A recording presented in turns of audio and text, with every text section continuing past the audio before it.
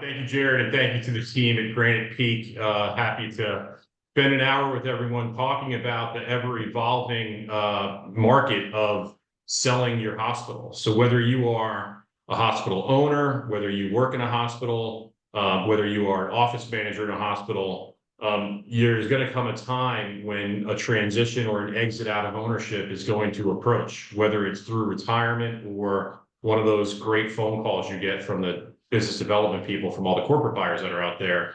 You're going to start thinking about how you're going to exit ownership, how your owner is going to exit ownership, and then what is the legacy of the hospital after that. And it is an ever-changing environment. So I'm here to shed some light today on what's going on in 2024. We've got four very unique topics to talk about, and I'll share some data and some insights with you today. So hopefully it's worthwhile. And again, thank you to the Granite Peak team for having me on to talk to you about it. Jarrett already gave a really good idea on what I do. So I'll give you a little bit more background. I did spend 25 years at Bank of America leading our veterinary lending division. At B of A, I had the privilege of working with countless veterinarians on the opposite side of exiting. They were entering ownership opportunities through either the acquisition of an existing hospital, starting up a hospital, or expanding and growing their enterprise, whether it was owning multiple locations or moving from a lease space to that building that they bought or that building that they built. And one of the reasons why Wicklow exists today is because in this ever-changing landscape, the entrance of private equity money over the last 15 years, the growth of corporate consolidators, and then the retraction of corporate consolidators, I found there to be a very big void in the level of professionalism, deal-making skills, et cetera, being provided in sell-side advisory to veterinarians. The days of kind of putting an ad on a website or putting an ad in the VMA and selling your practice to another veterinarian are not over, but that has evolved, especially if your practice in hospitals considering selling to a corporate buyer at some point. That has become a very, very, very different transaction than it was 10 years ago. So I created Wicklow based out of a need that I saw to make sure that veterinarians were making truly informed decisions about how they exit ownership, the next phase of their careers, and making sure that that decision that they made was the right one for themselves and for the legacy of their hospital. But enough about me and Wicklow. Let's talk a little bit about what we're seeing in 2024. And there's four main topics today that I'd like to make sure that we review. One is the corporate appetite has changed drastically from prior years. And whether you're thinking about corporate or thinking about selling to another doctor at some point, you should know this because that appetite changes drastically. 3 years ago, it felt like corporate was buying anything that was presented to them. And that was single doctor practices to 7 doctor practices, emergency hospitals, specialty hospitals, run-of-the-mill regular animal hospitals that do the regular work. And that has evolved, especially in 2024. Deal structures being offered by corporate buyers is very different. We're going to talk about the resurgence of hospitals that go to sell in the private market, which is a doctor-to-doctor transaction. And then we'll talk a little bit about the need for the profession to have associates engage in ownership opportunities in a more robust way, and some of the challenges we're seeing in that market. So we'll hit a little bit on corporate, we'll hit a little bit on private sale, and then we'll open it up to questions and answers at the end. So the first is, what has drastically changed in 2024, and it's a lot. If you circle back 10 years ago, there were probably 5 or 6 corporate buyers that were active in the marketplace, VCA probably being the largest and the most well-known at that time. Fast forward to 2021, post-pandemic 2022, there were over 65 what you would consider a corporate owner. These are non-veterinary owned, typically private equity-backed buyers of hospitals. 65 that were active, whether you were regionally active, nationally active, or just parts of the country where they felt comfortable. Depending on where you were located in the United States, you could be being phone calls, dinners, meetings by 65 plus corporate buyers in your marketplace. What's changed in 2024 is that number has drastically shifted down, and there are today 20 or 25 active, and I would say of that number, 10 to 12 that you would actually take seriously that are putting money out there to grow and expand. So that is a drastic change, and that has changed the landscape of what has shifted from, you know, a seller's market just 2 years ago to a buyer's market today. Very limited interest in single doctor practices today.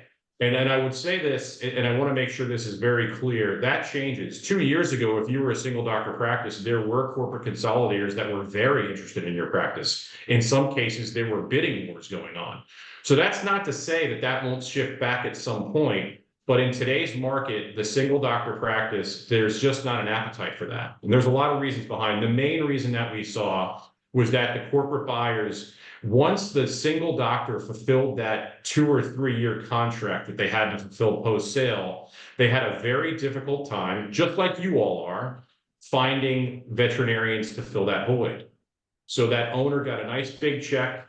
They got a 2-year commitment to work for that corporate post-sale. After that 2-year commitment was final, they moved on. You know, they had their retirement money. They were looking at that exit. They fulfilled their 2-year contract. They got a little bit more money after that, and now they're leaving. Well, if there weren't 2 or 3 veterinarians already in that hospital to pick up that slack, those corporate hospitals that were those single doctor practices, many of them failed. A lot of them went from a $1 or $2 million location cut in half to 500,000 to $1 million. And obviously, as a corporate owner, when that happens to a corporation, that has a drastic effect on their ability to expand, their ability to recapitalize themselves. You know, they're always focused on hyper growth. So when you have a challenge like that, that challenge makes them shift their paradigm. And their paradigm shift has been to multiple doctor locations. So we're seeing obviously a big focus on 3+ doctors. There's still an appetite for 2+ doctor locations. But the other thing that's changed significantly is the impact your facility now has on corporate interests.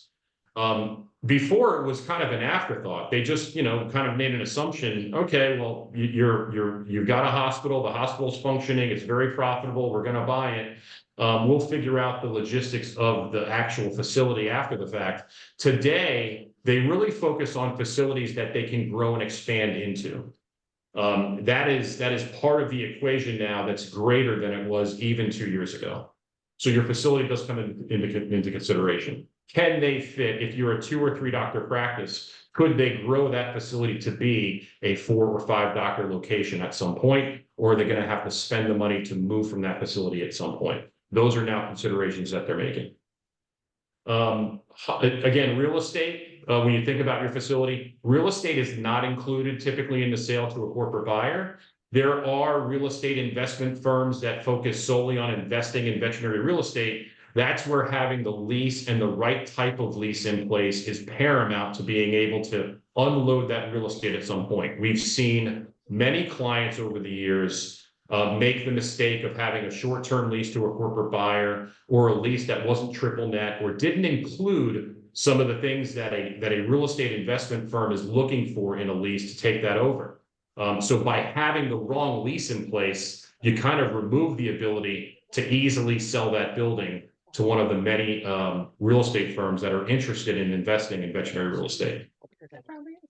So those are pretty clear. That's been the change that we have seen in 2024. A focus on we call it, they've swam upstream a bit. They're looking at 2, 3, 4 doctor practices and more. The single doctor practice, while still viable, and we'll talk about that, is really not viable in the corporate market today. And then that focus on the facility has been a much greater this year than in years past.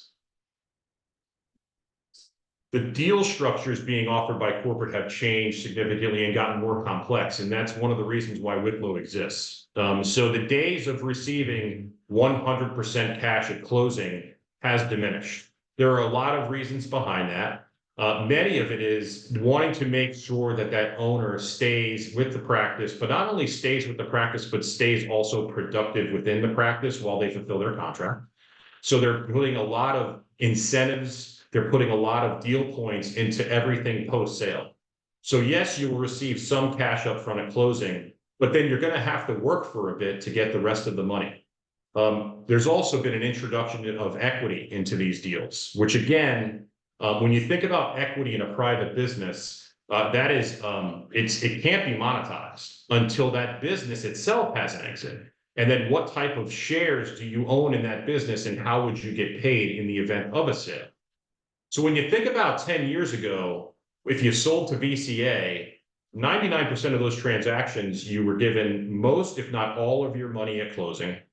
You fulfilled maybe a 2 or 3 year contract post sale, and there weren't any ties or tails that were placed on that contract performance. It was, you got your money, you just have to stay here for a little while, and once you fulfilled it, you were free to leave or continue on as an associate.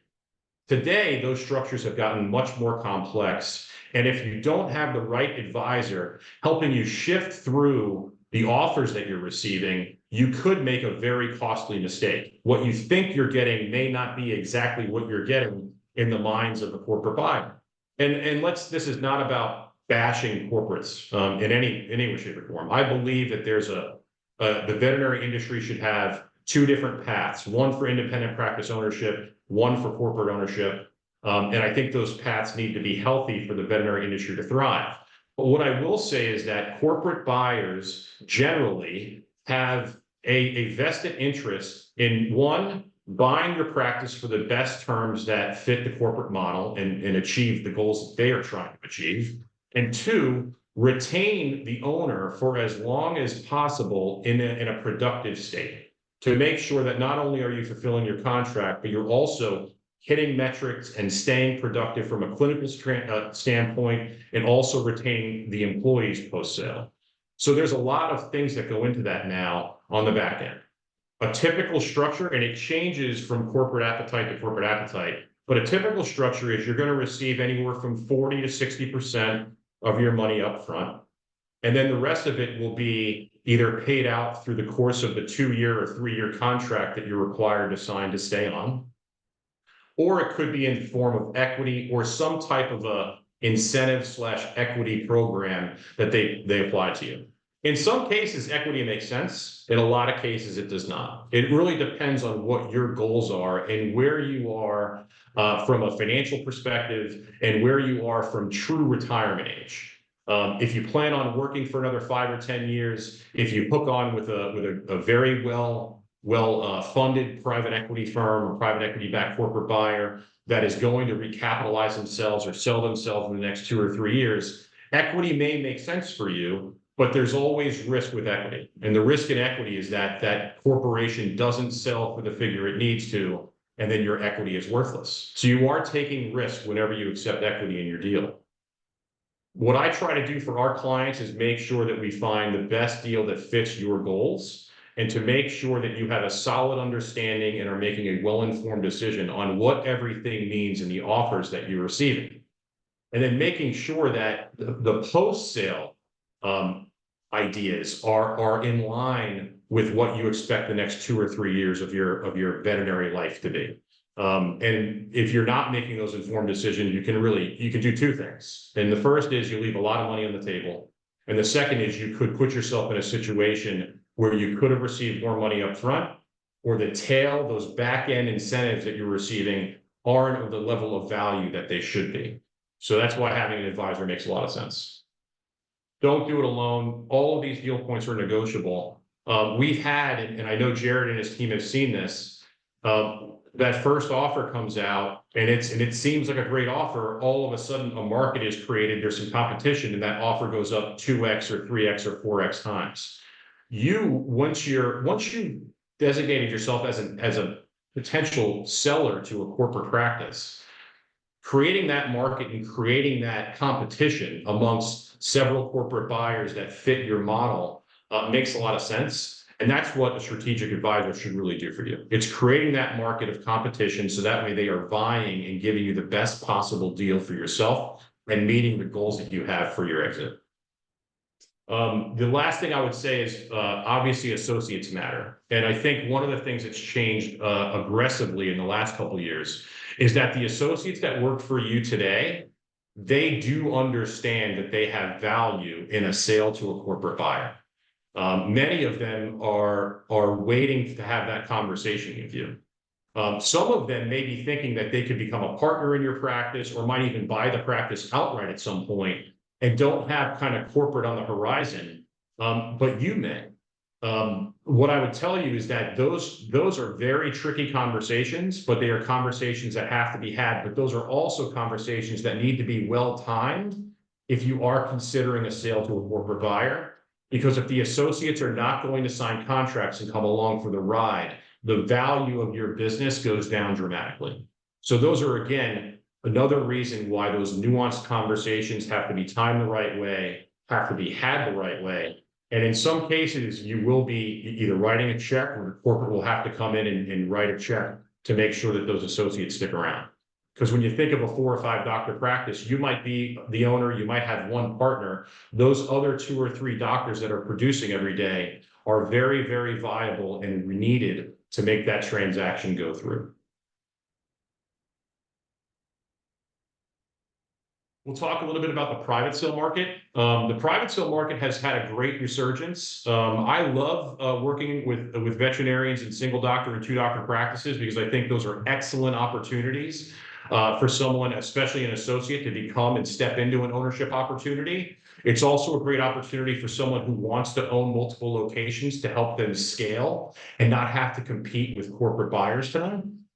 So there is a resurgence in this marketplace. If you are a single doctor practice today, you might be kind of doom and gloom about, well, I thought I was going to be able to sell to corporate, and now I'm being told I can't, or I'm not going to be able to for years until that shifts. You can still sell to another private veterinarian. There's going to be some changes to that type of a deal. Some of them for the better, and some of them, not as great. The for the better is you would expect in a doctor-to-doctor transaction that you would receive all of your cash at closing. There are many lenders out there today, many very reputable, that offer 100% financing to an associate to buy a practice. That's very different than it was 25, 30, 35 years ago, depending on how long you've been an owner. So in today's world, when an associate approaches Bank of America, when they approach Provide, when they approach TD Bank, they have programs ready to go for associates to become ownerships with literally zero money down. So the associates aren't coming with $100,000 or $150,000 in cash for these deals. They're receiving 100% financing. That means you're receiving all of your cash at closing. It's one of the benefits of selling privately. The downside is the valuation of a doctor-to-doctor transaction is much different than a corporate transaction. In a doctor-to-doctor transaction, because there's financing involved, you would never expect a veterinarian buyer to be able to meet what a corporate private equity-backed buyer would pay for a practice. Corporate valuations are high for multiple reasons. One is they typically have to pay more to incentivize the seller to sell to a corporation. They also have to incentivize the seller to stay on for that 2 or 3 years to keep on and keep their production up and to make sure that that transition for the private equity firm goes really well. So they look at the business, because it produces so much cash flow, as an opportunity to sell it at some point. They group all these practices together. They've got their 50 locations, 100 locations. They then sell those 100 locations to the next private equity firm that's up that ladder, that's looking for a larger business. That's not the same in a veterinarian transaction. Typically, a veterinarian will own 1, maybe 2 locations or 1 or 2 different ownership opportunities during a 25-year career. So you're not seeing that transition every 5 years like you do in the private equity world. But this is still a very viable place, and this is where we'll talk a little bit about what this resurgence has meant. And it's really been the last 12 or 18 months that you're starting to see a lot more private doctors sell to other veterinarians. What you should expect, again, 100% financing cash at close. Real estate in these transactions are typically available. I will say that having some flexibility with your real estate is always a great idea, especially if you're selling to a first-time owner. If they can't afford right now to buy your building, maybe you give them a lease. You ask them, hey, you've got 2 or 3 years to buy this. So in your lease, you write some protections in for yourself that says, hey, as a buyer, you have first right of refusal on the purchase of my building. However, you also have to enact on that first right of refusal within the first 36 months of ownership. It's again, putting an endpoint to having that building out there. So you might have to be a landlord for a couple of years, but typically that will end at some point.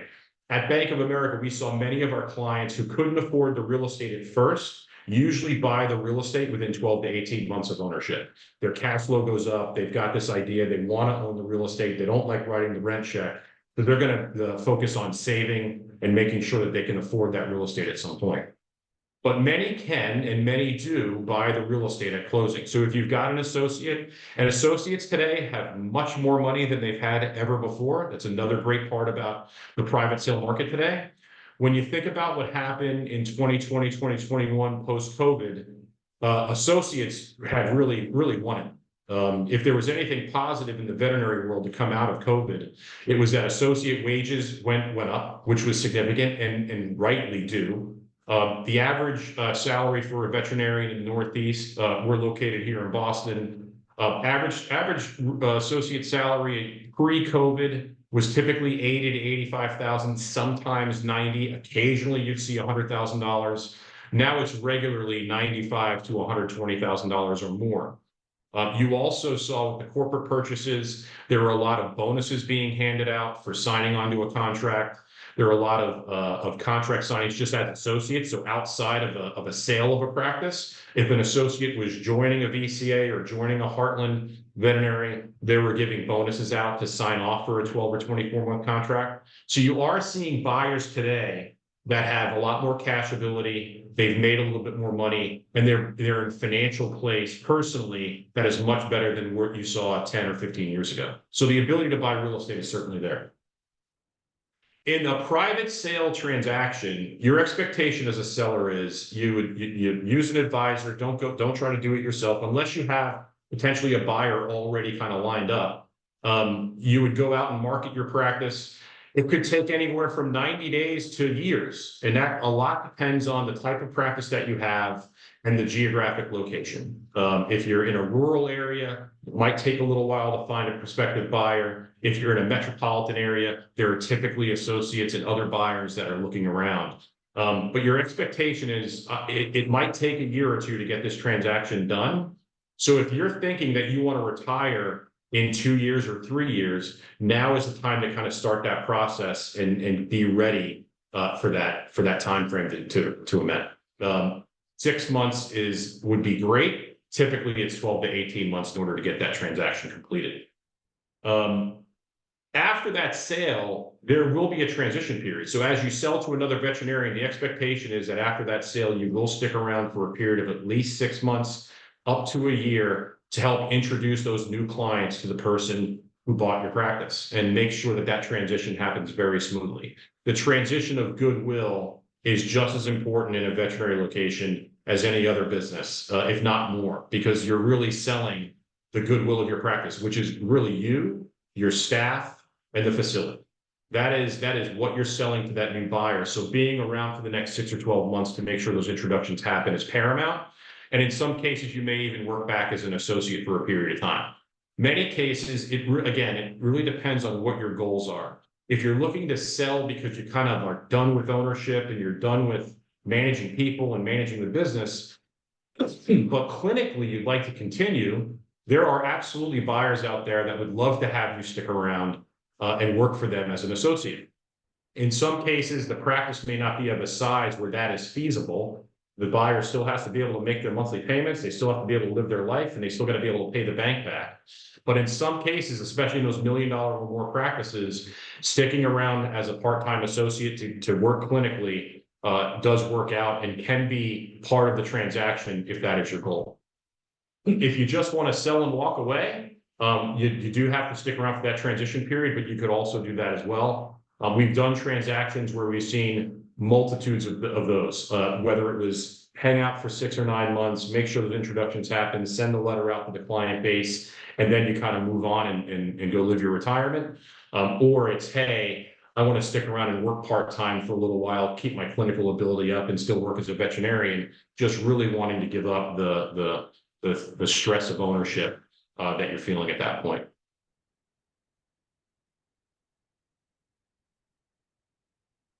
And then, this is my shameless plug for associates. So if you have associates in your practice today, start talking to them about ownership and about ownership opportunities, not so that they leave your practice, potentially so that they buy your practice, but also more importantly, to get associates comfortable with the idea of ownership. There's a couple of things going on right now in veterinary medicine that is of concern, and I've seen it with my own eyes. I go to the schools. I've been to Tufts. I've been to a lot of the veterinary schools. I've been to the Caribbean schools.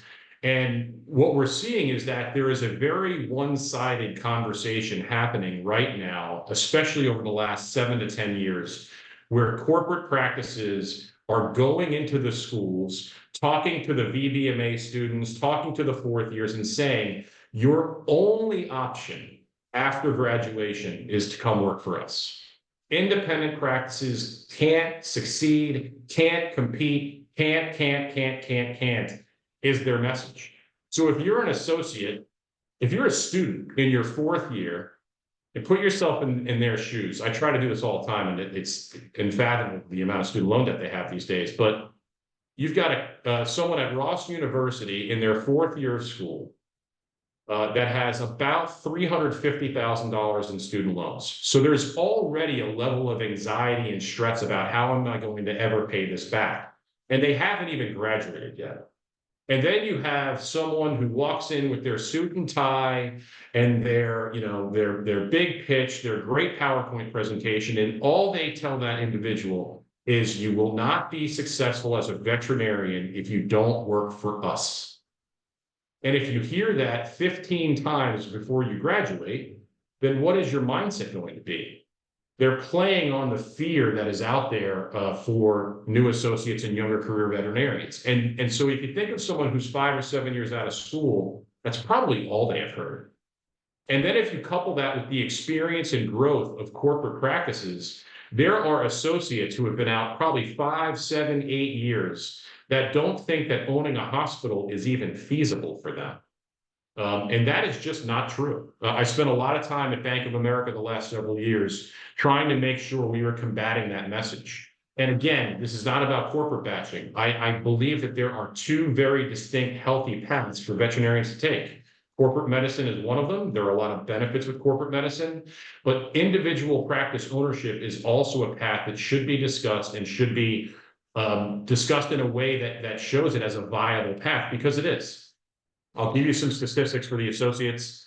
At Bank of America, our loss rates on veterinary loans was 0.21%. So 99.8% of the loans that we gave were paid back to us. And we only lent to independent veterinary practices. So how is that possible? How is it possible that you can't compete with corporate practices, but you're able to pay your loans back? And in most cases, they were paid back early. So again, it's combating that message of you can't and making it you can.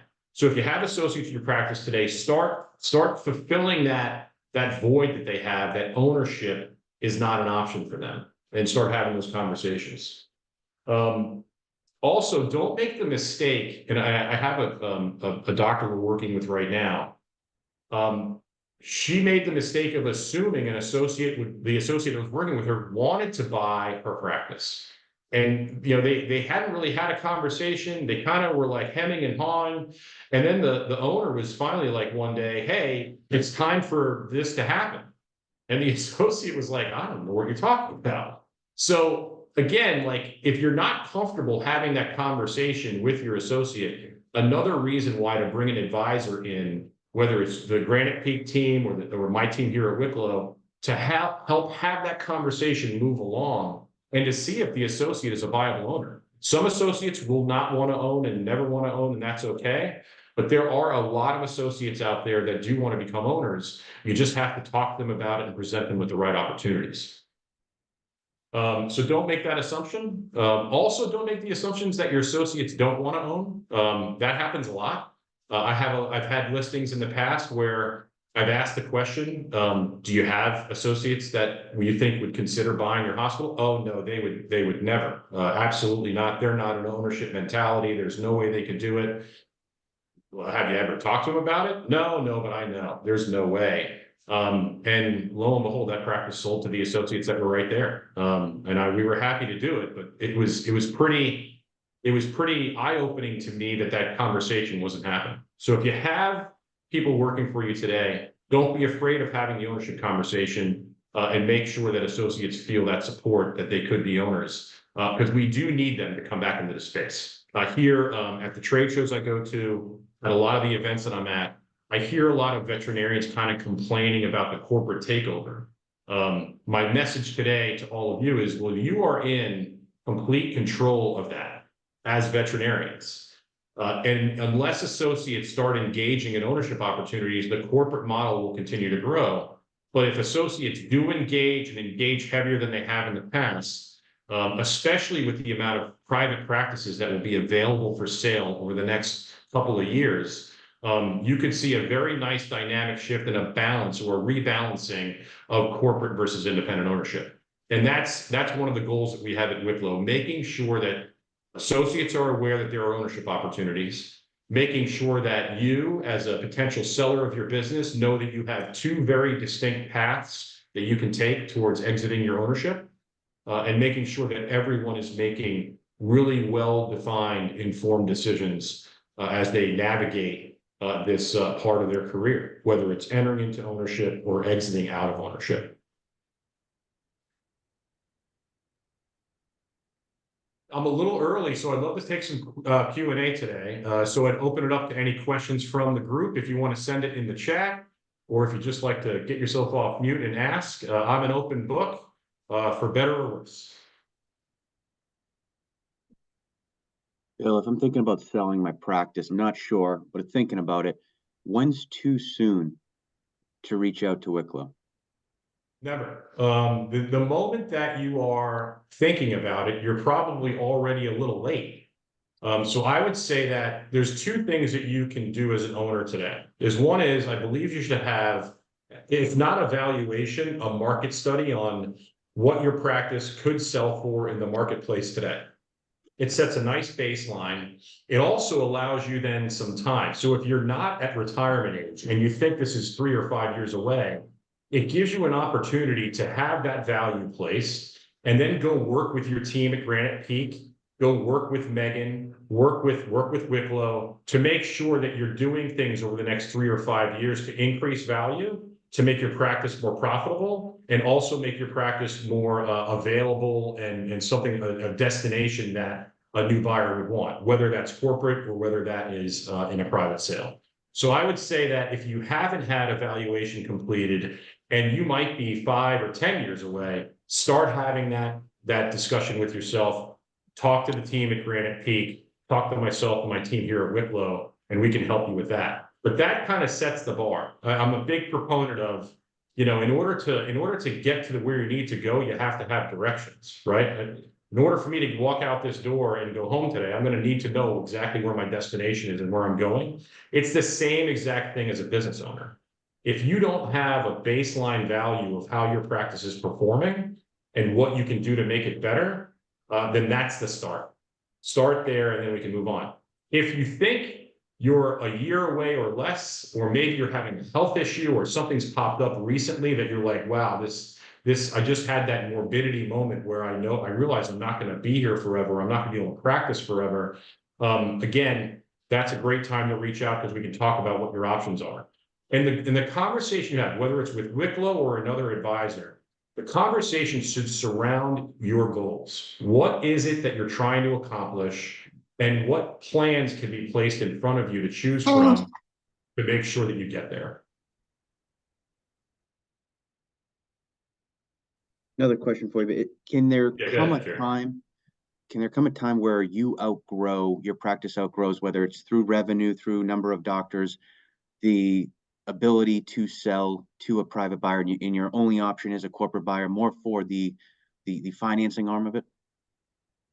Yeah. So, yeah, the answer is yes, with some sides of what the situation is, right? So if you have a 5-doctor practice that's producing 5 million or more in top line revenue, and you're making the EBITDA on your practice, the profit on your practice is in that $1 million+ range. What I will tell you is it would be very difficult for a private veterinary buyer to come up with the lending and or the funds to buy your practice at a value where you wouldn't be leaving a significant amount of money on the table, not selling it to corporate. So there's two things there. You have to, if you're super motivated to not sell to corporate, that's great. And you want to keep it with a private veterinarian, or you want to sell it to your associates, then you have to become realistic about what your valuation is going to be. Because you're now out of the corporate model and into private sale model. And the private sale model is going to be much more limited. So you have to be comfortable leaving potentially millions of dollars on the table. That's number one. Number two is you're probably going to have to prepare to participate in that transaction more so than you thought you would. What I mean by that is you're probably going to have to do some of the lending yourself. So they may be able, your associates may be able to come up with some lending for the transaction, but maybe the bank is requiring, a carryback note that you're holding. So you're going to do the lending. It could be that they need you to sign on the note potentially, which is even more distinct and has its disadvantages because now you're taking on even more risk.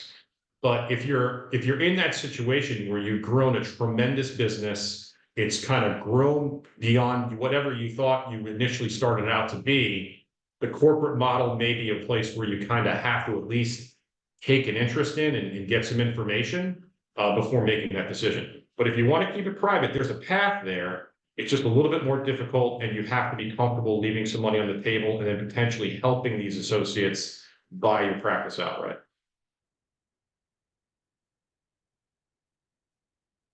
I had a question on where did we service. So Wicklow will go anywhere in the country. The only place that we are unable to participate in today is the state of Arizona. Arizona laws require some additional things in order to broker in that state. So all 49 states with the exception of Arizona, which is unfortunate because Arizona has great weather, especially in April and May in Boston. I saw another question in the chat that asked about associates and buy-ins. Great opportunity. So if you're not ready to sell your business outright, but you are ready to give up some control and maybe monetize your practice a bit for yourself and prepare yourself for retirement, or you may have a rock star associate that you do not want to lose in any way, shape, or form, a buy-in is a great opportunity. And there is financing available for buy-ins. Again, the three main lenders I mentioned earlier, Provide, B of A, TD, they all do that type of lending. There is some structure that has to be done in order for the buyer to get lending in order for a buy-in, but that is a great way to retain really great associates for your business. It's also another way for you to help monetize. So maybe you're not ready to give up full control, but you'd like to start funding that retirement plan or funding that retirement a little bit earlier than at exit time. Doing a buy-in is a great idea. And could potentially help you in the long run with one, your retirement, but then two, making sure that associate that is that rock star for you sticks around and is part of the business long term. So always a great idea. And we certainly do help with the valuations on that and helping structure those transactions to make sure that they go smoothly. Because there are some bumps in the road that can happen when you bring on a partner. In assessing those buy-ins, do you prepare a separate valuation at each stage of buy-in using the same multiple, different multiple, or is it really, is it geared towards what the, what the market bears at that next buy-in?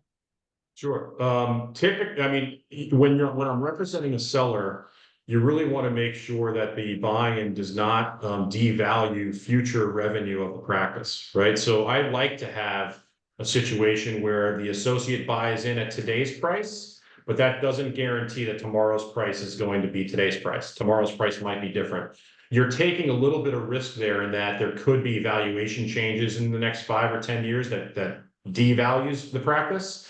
The practice could also run into bumps in the road, but typically when you bring on a partner, you would expect revenue to increase. You would expect revenue to continue to grow. Look at your facility and make sure your facility can handle growth in that way. And typically it makes a lot of sense for that associate to buy in but then have a significant buyout at the end that is at market price at that time. I have seen it structured both ways. A lot of that is negotiated. That's where having really good transactional attorneys that understand veterinary buy-ins and buyouts, having someone representing yourself is a great idea, and having that buyer have a really good attorney as well. Because that's where like business turns personal sometimes, and there could be some rubs when those transactions are ongoing. The associate wants it one way, the seller wants it another. Let's make sure we find a happy middle to make everyone walk away. A great deal, whether it's a buy-in or a complete buyout, is both the seller and buyer are walking away from the table and they're all smiling because they all kind of got what they wanted and they all had a good transaction and are walking away feeling like they didn't get the short end of the stick. Bill, I just want to take another second to thank you for today. Always super jam-packed with information. So this will be recorded for and circulated for anyone here that wants to go back and rewatch it. Your contact information was there as well for anyone that wants to give you a shout after this event ends. That's awesome. Thank you for that. And I'd like to leave everyone with this. Just you have a great partner in Granite Peak.